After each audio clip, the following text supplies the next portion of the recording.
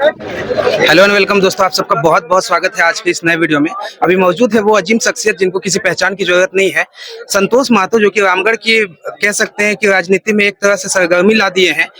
ये कहीं ना कहीं लोगों के साथ साथ नेताओं को भी पाठ पढ़ाते हुए नजर आते हैं कि एक्चुअल में राजनीति क्या होती है।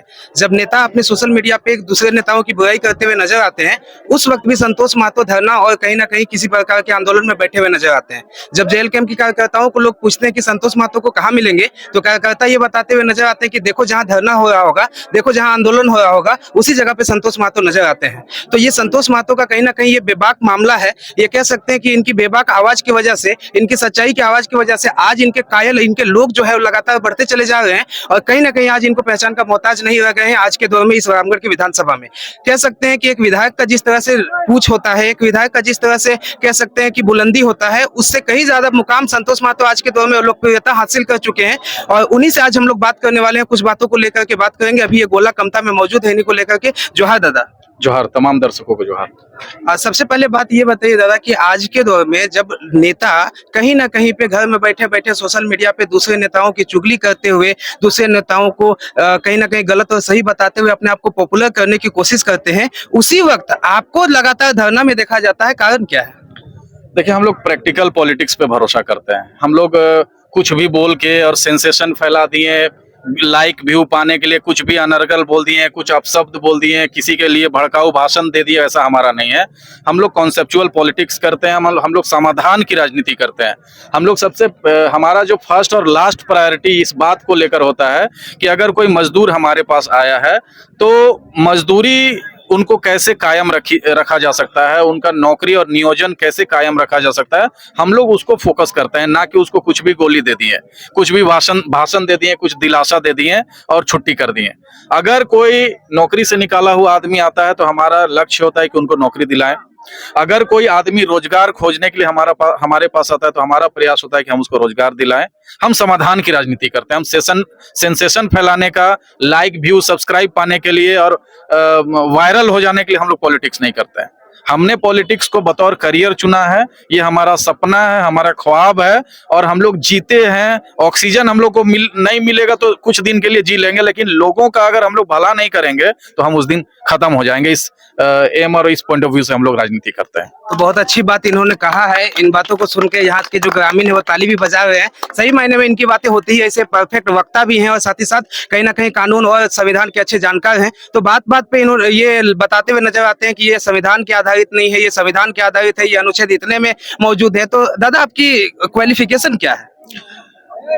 देखिए, क्वालिफिकेशन की अगर बात करेंगे तो एलएलबी हम किए हुए हैं, नेट क्वालिफाइड हैं, बिहार टेट है, झारखंड टेट है, सीबीएसई टेट है, ह्यूमन राइट्स का कोर्स किए हुए हैं, खोरठा, इंग्लिश, पत्रकारिता और रीजनल लैंग्वेज में भी हम पीजी किए हुए हैं। सरकारी नौकरी भी बिहार में छोड़े हुए हैं, झारखंड में भी सरकारी नौकरी छोड़े हुए हैं, प्राइवेट कंपनियों में रिलायंस टेलीकॉम में काम किए हैं, वोडाफोन में काम किए हुए हैं।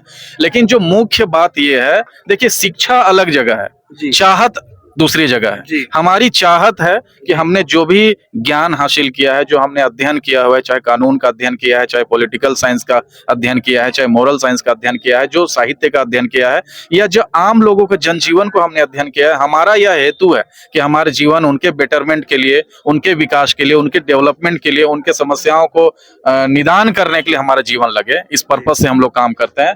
आज भी आपको बता दूं कि कामता कोइया के धरती पे जो है ये बीएमएल प्लांट लगा हुआ है। लेकिन जब से प्लांट लगा हुआ है तब से यहाँ के लोगों ने रोजगार के लिए उम्मीद लगाई थी कि हमें रोजगार मिलेगा, हमारे बच्चों को की पीढ़ियां सुधरेंगी, शिक्षा मिल पाएगा, बिजली की सुविधा मिल पाएगी, चिकित्सा की सुविधा मिल पाएगी।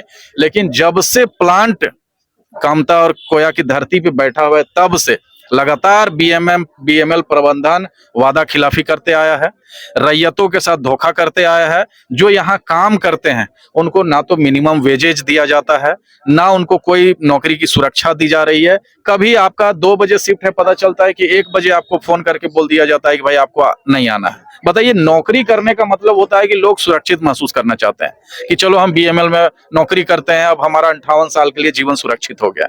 लेकिन यहाँ तो ये है कि सुबह नौकरी है, शाम को रहेगा कि नहीं रहेगा उसकी कोई गारंटी नहीं है। श्रम कानूनों की धज्जियां उड़ाई जा रही है। जी। और नियोजन से संबंधित जो कानून है उसकी धज्जियां उड़ाई जा रही है, प्रदूषण से संबंधित जो नियम कानून है वो उसकी धज्जियां उड़ाई जा रही है, प्लांट लगाने के लिए जो जमीन अधिग्रहण किया गया है, जो रैयतों के साथ एग्रीमेंट किया गया है, जो समझौता हुआ है उसकी धज्जियां उड़ाई जा रही है। मतलब बीएमएल जो है कुछ रसूखदार लोगों का इंटरफेरेंस है, कुछ पूंजीपति लोग हैं इसके पीछे, जो लोग आम आदमी को कीड़ा मकोड़ा समझते हैं। उनको लगता है कि जमीन ले लिए, फैक्ट्री चला लिए, हमको लाभ कमाने से मतलब है। यहाँ जो इंगेज मजदूर है उनको वेतन मिल रहा है कि नहीं मिल रहा है, उनका स्वास्थ्य खराब हो रहा है कि क्या हो रहा है, सुरक्षा उपकरण उनको मिल रहा है कि नहीं मिल रहा है, उससे उनको कोई मतलब नहीं है। जी। लेकिन अब स्थिति सुधरेगा। कई बार ग्रामीण जो है वो आपस में धोखा खा चुके हैं और कामता कोया और इस आसपास के लोगों ने यह ठान लिया है कि अब किसी तरीके से प्रबंधन के बरगलाने से हम लोग अब रास्ते से हटेंगे नहीं। अब हम लोग आर पार की लड़ाई लड़ेंगे, काम करने देंगे। फैक्ट्री चलाने के हम लोग फेवर में है, हम लोग का मालिक से कोई दुश्मनी नहीं है और ना यहाँ के रैयतों को मालिक से दुश्मनी। लेकिन हाँ, जो फैक्ट्री खोलने के समय जो शर्त तय किया गया था उस शर्त का प्रबंधन को पालन करना होगा। हम काम करेंगे और काम के बदले जो हमको वेतन मिलना चाहिए वही लेंगे।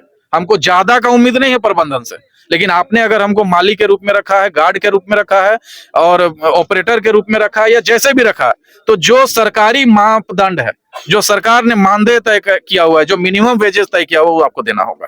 जी हाँ, हमको अतिरिक्त सुविधा नहीं चाहिए, हमको काम के बदले जो उचित मेहनताना मिलना चाहिए वो हमको चाहिए।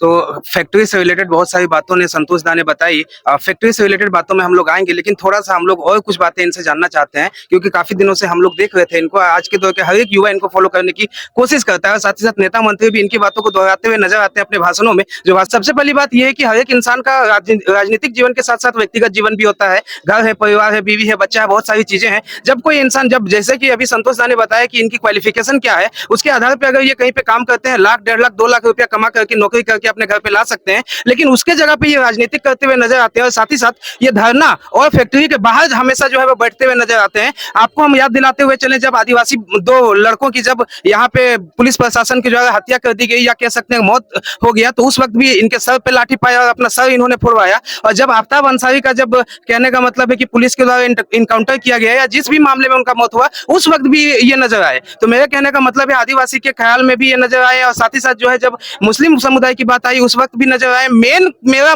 सवाल ये है कि जब कोई नौकरी करता है तो अपने घर में पैसा और कौड़ी लेकर के आता है, रुपया पैसा लेकर के आता है, लेकिन जब कोई इस प्रकार का राजनीति करता है तो अपने घर में कहीं ना कहीं एक तरह से मुकदमा लेकर के आता है, फुड़ा हुआ सर लेकर के आता है। उस वक्त इनके घर वालों की क्या प्रतिक्रिया होती होगी? इन सब बारे में थोड़ा सा जो है रोशनी डालिए संतोष दा। देखिए, जब आप राजनीति को करियर के रूप में चुन लेते हैं तो केस होना, लाठी चार्ज होना, पथराव होना, गोली चलना, यह स्वाभाविक बात है। हम लोग जब छात्र जीवन से ही राजनीति में शुरुआत किए तो उस समय डोमिसाइल आंदोलन चल रहा था और उस समय हम लोगों ने अपने नजर के सामने 12-13 साल का बच्चे को गोली लगते हुए देखा है, शहीद होते हुए देखा है। हमने आंसू गैस का गोला छूटते हुए देखा है, हमने रबड़ गोलियां छूटते हुए देखी है, हमने लाठी चार्ज होते हुए देखा है। और हम लोग ऐसे भी आंदोलन में गए हैं जहां घर से निकलने समय भी हम लोग को मालूम रहता है कि वहां जाएंगे तो वहां गोली भी चल सकता है। बहुत सारा ऐसा संवेदनशील मुद्दा है जिसमें आरपीएफ के जवान लगे हुए हैं, सीआरपीएफ के जवान लगे हुए, रैपिड एक्शन पुलिस लगा हुआ रहता है। हम लोग को मालूम रहता है कि वहां जाना यानी प्रशासन के द्वारा लाठी खाना तय है, लेकिन हम लोगों ने करियर चुन लिया है, हमने जो जन सेवा है उसको हमने अपना जीवन का लक्ष्य बना लिया हुआ है। तो हम लोग इन बातों से बिल्कुल विचलित नहीं होते हैं, डरते नहीं हैं। हमने बस यही तय किया हुआ है कि जब तक आखिरी सांस रहेगा, छात्रों के लिए लड़ेंगे, किसानों के लिए लड़ेंगे, मजदूरों के लिए लड़ेंगे, महिलाओं के लिए लड़ेंगे, मेहनत कश लोगों के लिए लड़ेंगे। और जिन लोगों को भी नेताओं से या राजनीति से जरा सा भी उम्मीद है, उन सभी लोगों के लिए लड़ेंगे, भिड़ेंगे और जान दे देंगे। तो ये इनका बात था जिनको सुन करके सही मायने में दिल को एक तसल्ली महसूस होती है, आप लोगों को भी महसूस होगी। कुछ बातें और भी जानेंगे। एक बात तो ये भी आता है कि जब भी लोग सुनते हैं कि नेता आ रहे हैं, कोई नेता आ रहे हैं, ये सुनते हुए जब लोग सुनते हैं तो नेता की छवि कैसे होती है? अरे वो कुर्ता पजामा पहना होगा, अरे उसके सर पे यहाँ पे जो है गमछा लगा होगा, वो सदरी ऊपर से जो है वो कहने का मतलब है कि जो बंडी होता है वो पहनना होगा और उसके सर पे पूरा चपचपाता हुआ तेल होगा। ये नजारा जो है वो आपको झारखंड के लोग बताते हुए नजर आएंगे। जब कोई नेता आता है उसकी छवि को देख करके लोग पहचान लेते हैं कि ये कोई नेता है। लेकिन आज के दौर में जेल कैंप पार्टी और उनके द्वारा जितने भी प्रकार के जेल कैंप पार्टी के पदाधिकारी हैं, सचिव हैं, अध्यक्ष हैं या केंद्रीय अध्यक्ष हैं, इन्होंने राजनीति में कहीं ना कहीं सरगर्मी इस बात से भी चेंज कर दिया है कि अब नेता जो है वो शर्ट पैंट वाले नजर आते हैं, अब नेता जो है वो टी शर्ट और गंजी वाले नजर आते हैं, और इन चीजों को लेकर के भी कहीं कहीं चर्चा होते हुए नजर आता है। इस बात पे क्या कहेंगे? देखिए, हम लोग जिस पार्टी से संबंधित हैं उस पार्टी के केंद्रीय अध्यक्ष हवाई चप्पल में घूमते हैं, ट्राउजर में घूमते हैं, टी शर्ट पहन के घूमते हैं, और कई कई दिन तक हम लोग देखे हैं कि हमारे विधायक हैं और पार्टी के अध्यक्ष हैं, पूरा झारखंड में उनका दौरा रहता है। लेकिन हम लोग कई कई देखे हैं कि एक ही टी शर्ट पहन के जो है वो 10 दिन तक घूम रहे हैं। मैला कुचैला है, पसीने से लथपथ है, हवाई चप्पल है। अभी आप न्यूज वगैरह में देख रहे होंगे उनका पैर टूटा हुआ है। पहले तो वो अपना टूटा हुआ पैर को इग्नोर करके कितना दिन घूमते रहे, लेकिन जब दर्द बेकाबू हो गया तो उन्होंने प्लास्टर किया। लेकिन आप बताइए कि प्लास्टर होने के बावजूद वो उद्घाटन करते हुए दिख रहे हैं, वो मंच पे भाषण देते हुए दिख रहे हैं, वो जन समस्याओं के लिए लड़ते भिड़ते हुए दिख रहे हैं। तो हमारे लिए टाइगर जयराम तो एक जिंदा मिसाल है। महापुरुष कुछ लोग हो गए जिनको हम लोगों ने देखा भी नहीं है, चंद्रशेखर आजाद हो गए, भगत सिंह हो गए, और लोग हो गए जिनकी हमने कहानियां सुनी है, जिनके हमने विजुअल्स देखे हैं। लेकिन हमारे जो पार्टी के नेता हैं उनको हमने साक्षात नजरों से देखा है, संघर्ष करते हुए, मेहनत करते हुए, थकते हुए। लेकिन हाँ, झुकना उन्होंने अपने डिक्शनरी में नहीं रखा हुआ। वो बेबाकी से हर मंच पे अपना बात रखते हैं, लोगों के लिए जान देने के लिए आमादा रहते हैं। सड़क हो, विधानसभा हो, इकलौते ऐसे शख्स हैं जो ना तो जाति की बात करते हैं, ना पार्टी की बात करते हैं। वो सिर्फ और सिर्फ मुद्दों की बात करते हैं जो आम आदमी से जुड़ा हुआ मुद्दा है। विस्थापन का मुद्दा है, कृषि से जुड़ा हुआ मुद्दा है, शिक्षा से जुड़ा हुआ मुद्दा है, चिकित्सा से जुड़ा हुआ मुद्दा है। उस मुद्दे के लिए लगातार लड़ने वाले जननायक, इकलौते जननायक। इस बात पे भी बहुत विवाद होता है कि भाई आप पार्टी के अंधभक्ति दिखा रहे हैं, आप किसी का महिमा मंडन कर रहे हैं, किसी का गुणगान कर रहे हैं। लेकिन हाँ, जो सच है वो सच है, और सच ये है कि झारखंड की धरती पर इकलौता ऐसा शख्स अभी मौजूद है जो दिन रात राजनीति की स्थिति को सुधारने के लिए, सकारात्मक राजनीति करने के लिए, विकासात्मक राजनीति करने के लिए, नीति निर्माण की राजनीति करने के लिए दिन रात मेहनत कर रहा है। और हम लोग उनकी अगर प्रशंसा करते हैं, अगर उनका नाम जपते हैं, तो उसके वो वाजिब हकदार जी। तो ये कुछ बातें थी। एक बात और भी हम लोग संतोष दा से जानने का प्रयास करेंगे। जब कोई मजदूर दिन भर काम करता है तो शाम में 200, 400, 500 लेकर के जाता है, और संतोष महतो जो कि अभी यहाँ पे ब्रह्मपुत्र के बाहर में जो धरना प्रदर्शन था उसमें समर्थन देने के लिए आए हुए थे, अपने दिन भर का समय दिए या 2 घंटा 4 घंटा का समय दिए, और यहाँ से ये क्या लेकर के जा रहे हैं? देखिए, हम लोग पार्टी में जो है आरोप प्रत्यारोप लगते रहता है, ठीक है। हम लोग जब मुआवजा दिलाने जाते हैं तो अगर हम लोग किसी को 25 लाख रुपए मुआवजा दिला देते हैं तो लोगों का आरोप लगता है कि नहीं, जो 50 लाख मिला होगा 25 लाख रुपया जेल के लोग खा गए। तो हम लोग आरोपों से विचलित नहीं होते हैं। हमको मालूम है कि हम लोग अगर सच्चे नियत से राजनीति कर रहे हैं तो आरोप प्रत्यारोप लगता रहता है, विरोधी लोग जो है अनर्गल बयानबाजी करते हैं। लेकिन हमारा साफ मन से कहना है कि आप सच्चे नियत के साथ काम करेंगे तो मंजिल आपको मिलेगी।